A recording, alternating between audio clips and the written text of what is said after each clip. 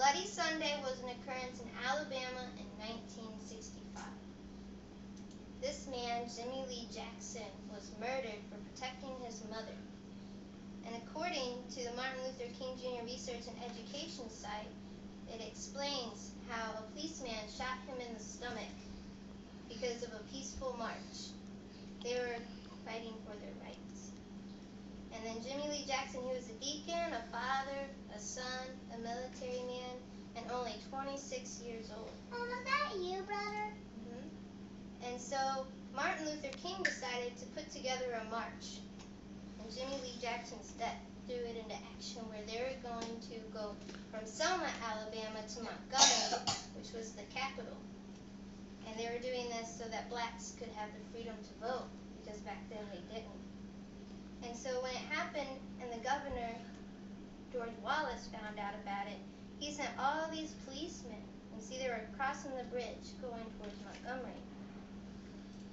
And then right here it shows them where they were flogging them with tear gas to keep them from going, and they beat them with whips and with batons to keep them from going where they wanted to, because they were against black people from voting back then.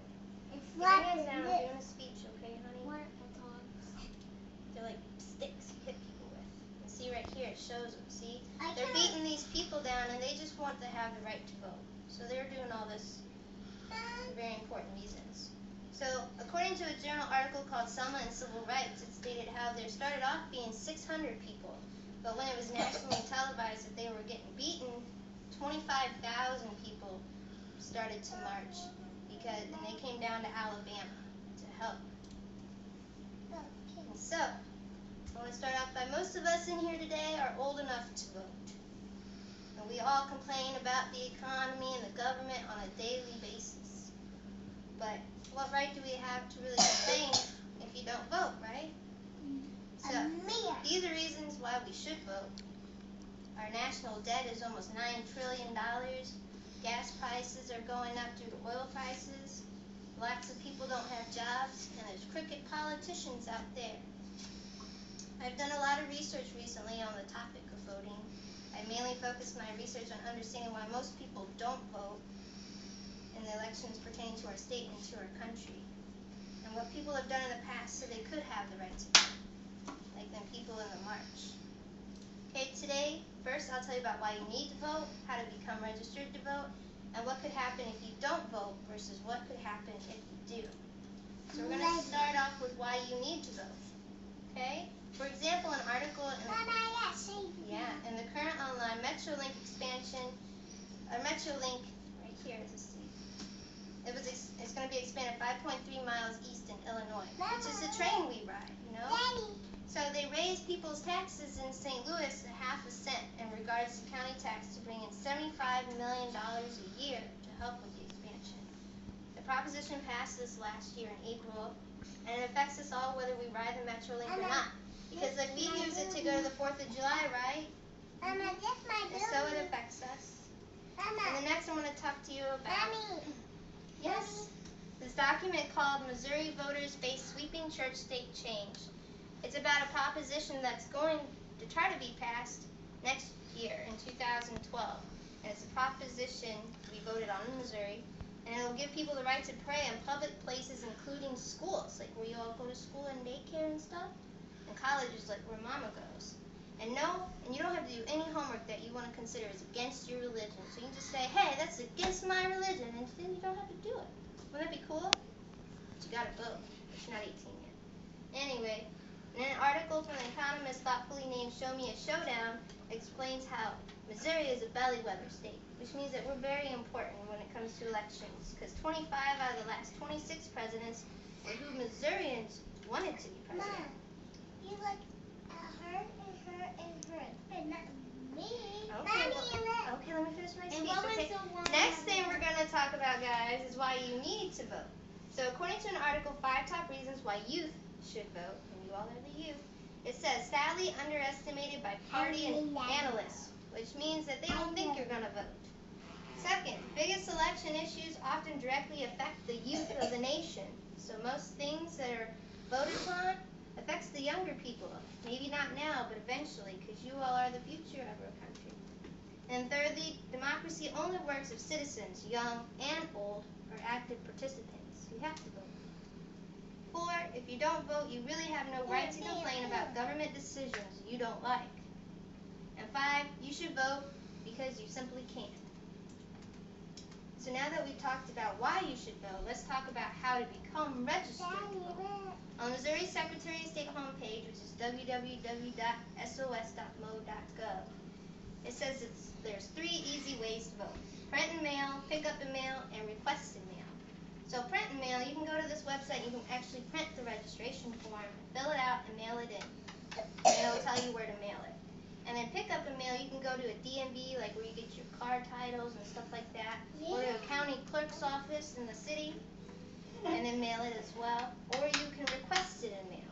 So you can go to this online and request them that they send you a registration form. Your qualification to register to vote, this is to register. You only have to be 17 and a half to register. You just have to be 18 by the election day. And you have to be a U.S. citizen and a Missouri resident to register here in Missouri, okay? Because there's some people that come out from different countries. Illegal immigrants can't vote because they're not from here.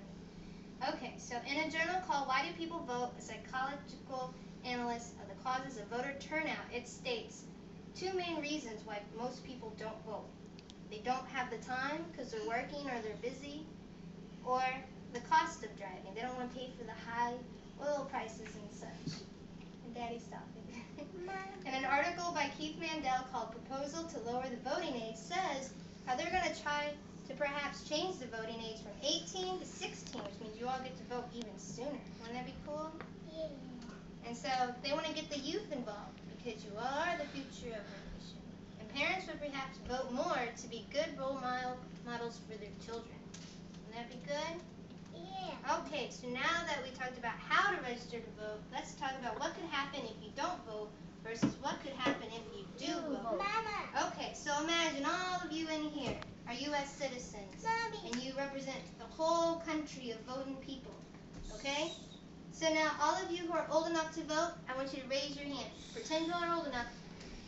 Okay, now let me tell you, okay? So if they, keep your hands up, if they put a proposition out there that would allow children to have all the candy they wanted for free, would you want that? Yeah! Okay, now tell me, how many of you are actually registered to vote? 1, 2, You have, all of you put your hands down. Put your hands down, you're not registered. You can't vote. Okay, so none of you are registered. So if we had to have a majority, which means most of you vote for this free candy proposition to pass, there have to be at least 3 of you with your hands up. But nope. But as you can see, none of you are registered to vote. So no free candy.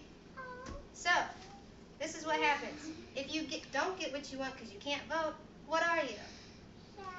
But if you were registered to vote, you know what you would be? Happy! So, do you want to be sad because you didn't get to vote? Or do you want to be happy? Happy! So what do you need to do to be happy? I'll be mad! Yeah, so what do you need to do to be happy? Say vote! And what do you got to do so you can vote? Be registered. Very good. Okay. Now I want to talk about me for a second. I've been on probation for a little while, and so I can't register to vote because they take my rights away when you're on probation. So you all are very lucky that one day you'll be able to vote. Mommy will be like next year, but not at the moment, okay? So many people take it for granted, and you all need to not take it for granted, okay?